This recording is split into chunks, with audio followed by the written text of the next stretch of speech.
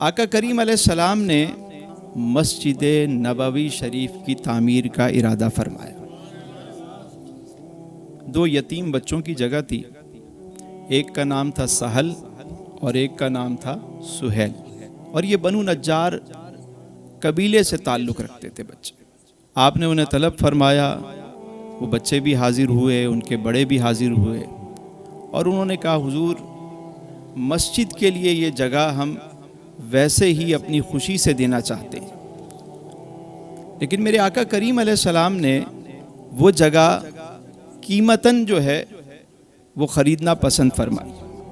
شاید جو میں سمجھ پایا کہ بعد میں کوئی یہ نہ کہے کہ یتیم بچوں کی جگہ تھی اور اس پر مسجد بنا دی گئی، جبکہ وہ اپنی خوشی، چونکہ بچے تھے وہ، اس لیے ان سے یہ جگہ خریدی گئی تاکہ انہیں اس کا پورا معاوضہ اور حق مل جائے۔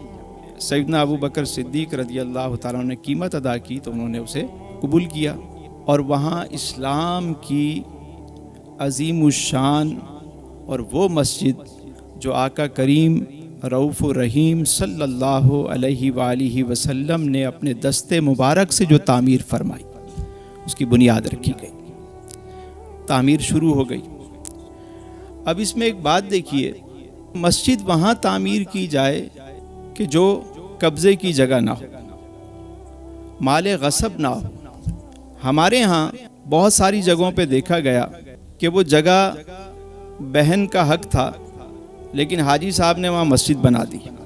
بھانجوں بھتیجوں کا حق تھا، لیکن حاجی صاحب نے کہا میں نے تو مسجد بنا دی۔ آپ کو یہ اجازت کس نے دی کہ آپ کسی اور کی جگہ پر مسجد بنا دیں؟ یہ تو اسلام نے درس نہیں دیا۔ ہمارے ایک جاننے والے ہیں، قریبی ہیں، انہوں نے مجھے بتایا والد صاحب کا انتقال ہو گیا تو چچا کے پاس زمین آ گئی، بچے چھوٹے تھے، چچا نے وہاں ایک مسجد تعمیر کرا دی۔ پورے گاؤں میں شور مچ گیا کہ واہ کیا خوبصورت مسجد بنائی ہے۔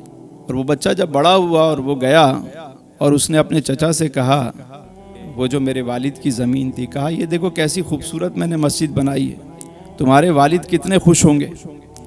تو بچے نے کہا کہ چچا جان ہمیں تو اس پہ اجر ملے گا ہی ملے گا، لیکن آپ یہ بتائیں کہ آپ کو کیا حاصل ہوگا؟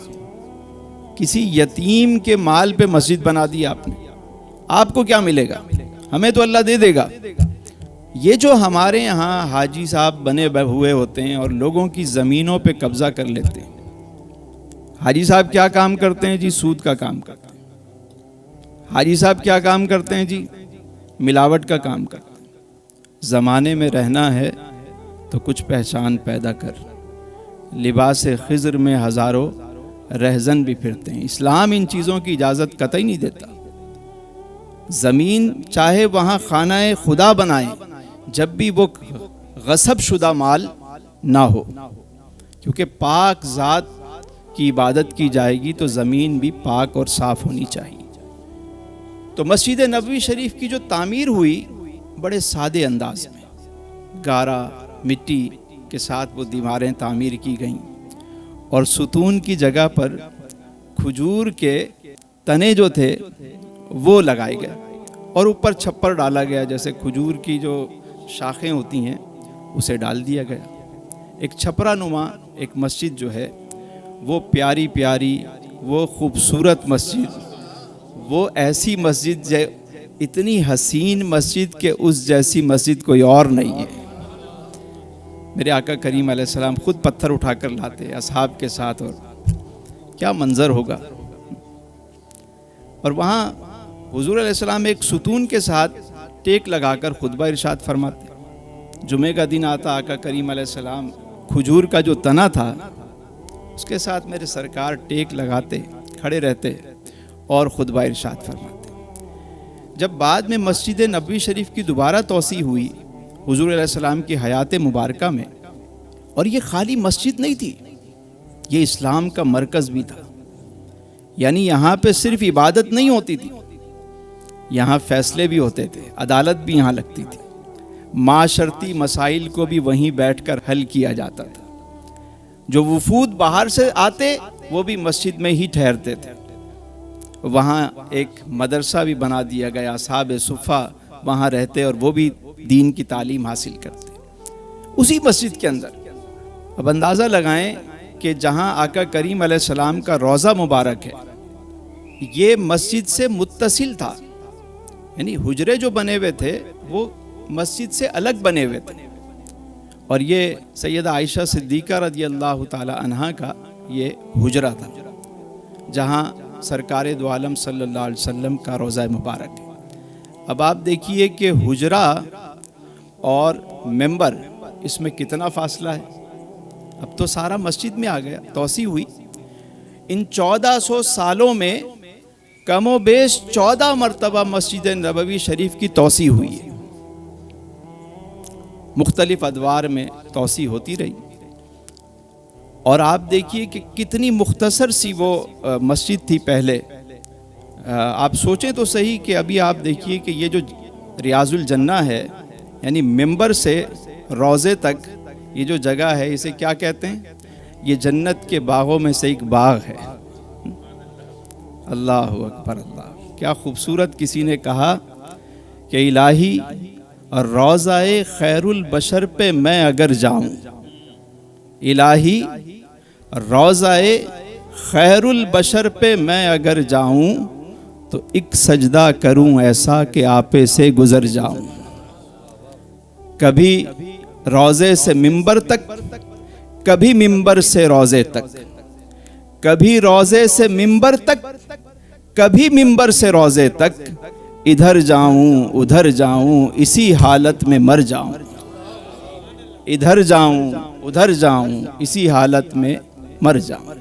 تو یہ جو ریاض الجنہ ہے، تو حضور جس ستون کے ساتھ ٹیک لگاتے، خطبہ ارشاد فرماتے، جب مسجد نبی شریف کی توسیع ہوئی تو ایک انصاری صحابی نے ایک ممبر بنایا لکڑی کا اور لا کر سرکار کی بارگاہ میں خدمت میں پیش کیا کہ حضور آپ کھڑے کھڑے تھک جاتے ہیں، ہمیں محسوس ہوتا ہے، تو اگر بہتر ہوگا کہ اس ممبر پہ آپ جلوہ افروز ہوں تاکہ آپ کی زیارت زیادہ سے زیادہ لوگ کر سکیں۔ جب آپ اس پہ کھڑے ہو کے خطبہ دیں گے تو زیادہ لوگ آپ کی زیارت کر سکیں گے۔ میرے سرکار صلی اللہ علیہ وسلم نے اس انصاری صحابی کی گزارش کو قبول کیا اور حضور جمعے کے دن ممبر پر جلوہ افروز ہوئے۔ مسجد نبوی شریف ہے، صحابہ کرام بیٹھے ہوئے ہیں، حضور ممبر پر تشریف لائے تو صحابہ کہتے ہیں کہ ہم نے محسوس کیا کہ کسی کے رونے کی آواز آ رہی ہے، کسی کے ایسے جیسے کوئی بچہ رو رہا ہو، سسکیاں لے رہا، اور آہستہ آہستہ یہ آواز بلند ہو رہی ہے، بڑھ رہی ہے۔ ہم نے ادھر دیکھا ادھر دیکھا کہ کون رو رہا ہے، ہمیں تو کوئی نظر نہ آیا رونے والا۔ جب آواز زیادہ بلند ہوئی تو میرے سرکار جان دو عالم صلی اللہ علیہ وآلہ وسلم ممبر سے نیچے تشریف لائے اور حضور آہستہ آہستہ اس ستون کی طرف گئے اور اس کھجور کے تنے کو جا کر میرے سرکار نے سینے سے لگا لیا۔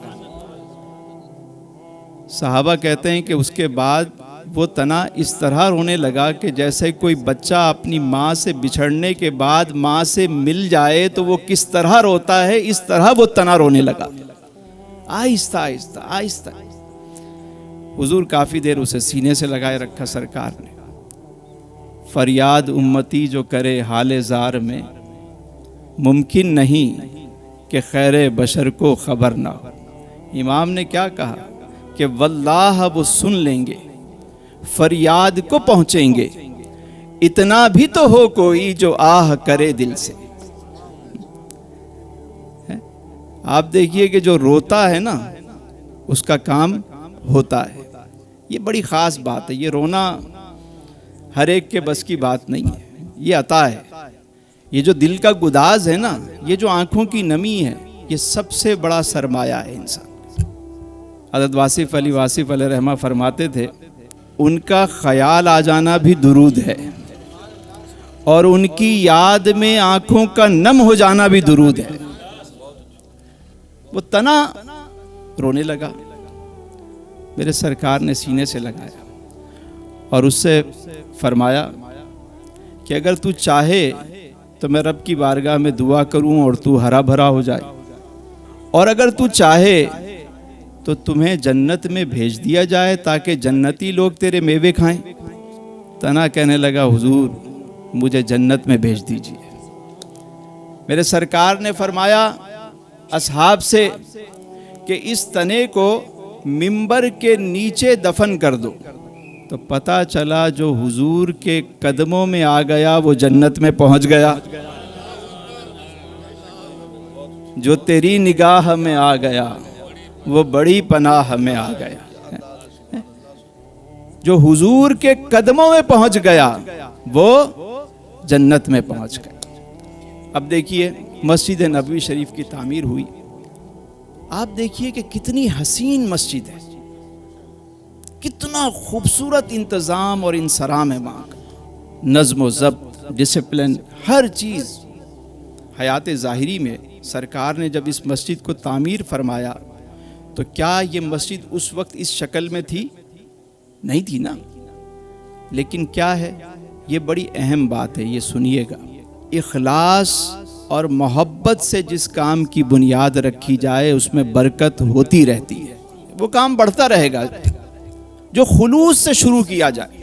جب سے مطلب میں جا رہا ہوں، باقی ہمارے بزرگ بیٹھے ہیں جب سے جا رہے ہوں گے، آپ نے دیکھا کہ جب بھی آپ گئے مسجد نبوی شریف کی توسیع ہو رہی ہے، ہمیشہ ہو رہی.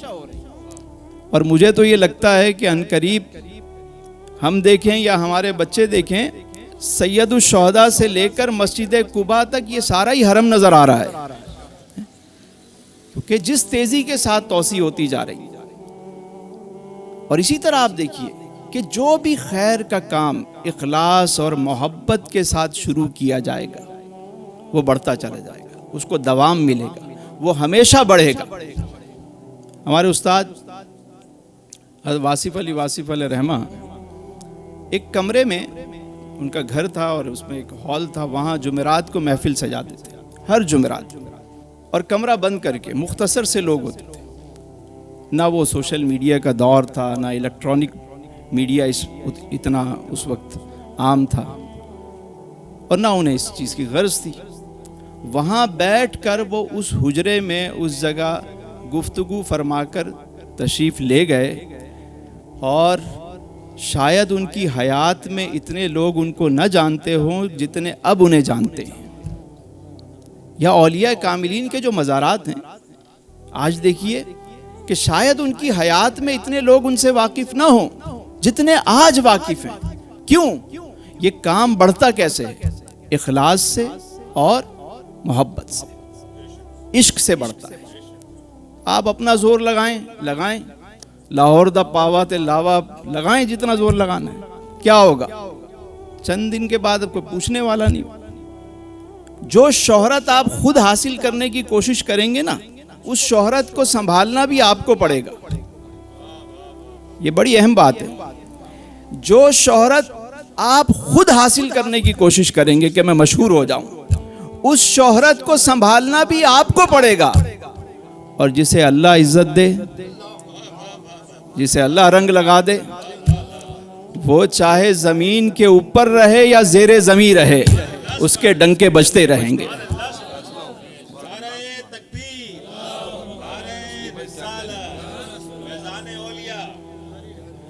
وآخر دعوانا ان الحمد للہ رب العالمین.